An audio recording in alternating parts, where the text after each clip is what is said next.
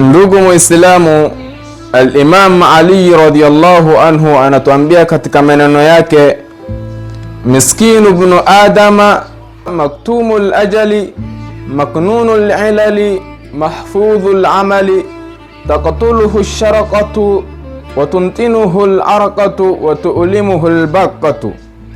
Imam Ali radhiyallahu anhu anasema katika maneno yake haya, miskinu ibn adama, mwanadamu ni mja dhaifu sana. Kwa nini? Maktumul ajali, ajali yake umefichwa. Maknunul ilali, vile vile maradhi yake pia umefichika. Allah subhanahu wa ta'ala ameyaficha yote haya, maradhi yake, ajali yake, hataweza kujua ni wakati gani itampata. Mahfudhul amali, vile vile pia amali yake umehifadhika mbele ya Allah subhanahu wa ta'ala. Hakuna kitakachofichika kwa Allah subhanahu wa ta'ala.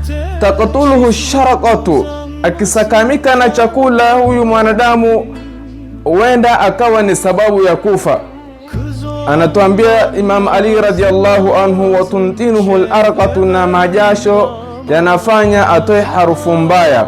Wa tu'limuhu al-baqatu, vile vile mdudu mdogo kunguni kitandani anaweza akampatia maumivu makali.